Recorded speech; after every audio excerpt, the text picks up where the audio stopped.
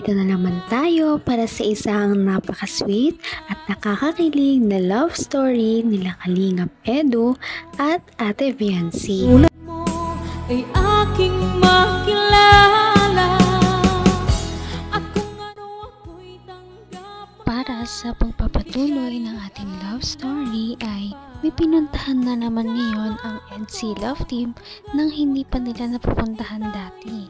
Ngayon nga ay pupunta sila sa isang amusement park.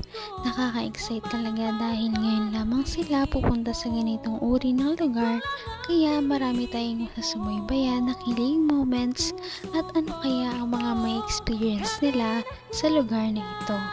Ngayon ay matutunghayan natin kung paano magsaya ang Kalingap Team kasama ang EDC Love Team dahil sobrang nakaka-excite talaga ito.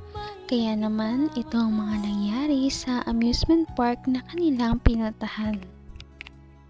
Alamin na natin kung ano ang mga nakaka-excite na kanilang pinuntahan dito.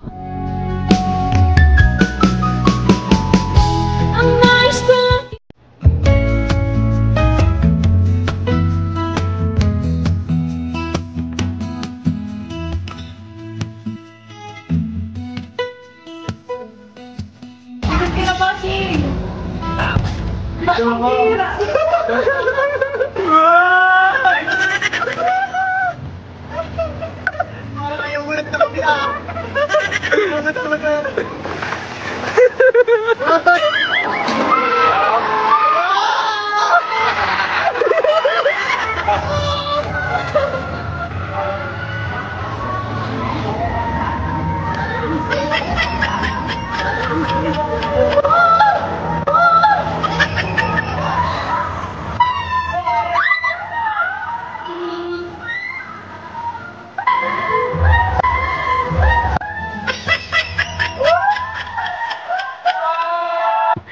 Huwag ka gagalaw, huwag ka gagalaw! Gagalaw! Uy, huwag ka gagalaw!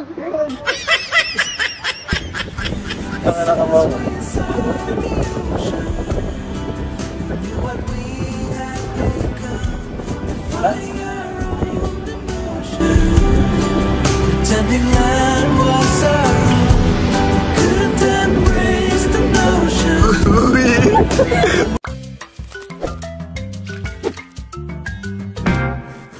kung ano ako'y tanggap mo na, hindi ka rin nag-alala.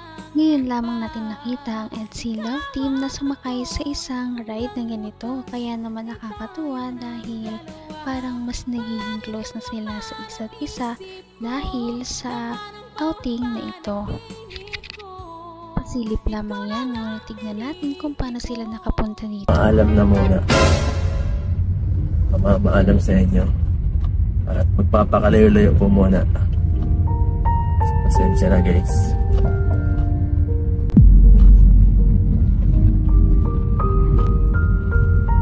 Joke lang po.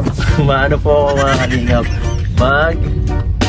Pupunta po ako sa Manila at may kikitain po akong isang sponsor. Nagpaalam po ako kay Kalingap Rab. Sabi ko po pwede magpa-excuse na ilang araw. Pumayag naman po siya. Thank you kay Pinsan. At ngayon po ay ito, date na. Paalis na kami ngayon. Susunduin ko na po ngayon sila, yung mga kasamahan ko. So papunta ngayon ako kay J. Brad. At susunod po ay sila, mga kasama ko, yung mga alalay ko. Susunod si Dr. Love. Tapos may isa po pong special na kasama natin. Sino kaya yan? Ay nakisama pa. Pambihira. Grabe, sigurado po magiging masaya to, no? Magiging masaya to ang pagsasamang to. Itong bakasyon, itong maliit na na paglabas, itong pagbakasyon natin kasi na-miss ko rin po kasi yung lugar ko dati, gusto kong bisitahin. So sabi ko sa mga kasama ko, punta muna kami. Naman ang bawat panaginip ko, ikaw lang ang Napakasweet talaga ni Kalingap Edu dahil kahit anong gala man yan, kahit saan sila pumunta, talagang kahit malayo ang bahay ni Ate Viancy ay sinusundo niya talaga ito at inihatid. kahit na mapagod siya ay wala talagang problema ito basta para kay Ate Viancy. Para ma-enjoy naman nila yung ano at makita nila yung dati kung ano pinagtrabaho ng ano. So, tara.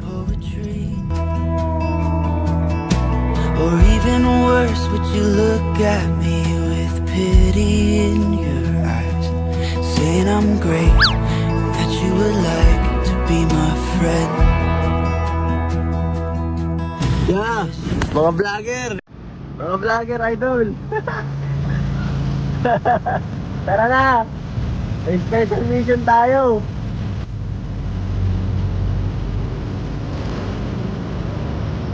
Sige na! So, dito po si J. Brand. Boss, magkakaping ako, boss. Sige na! So, ayan po guys, kinuha na natin yung isa nating kasamahan.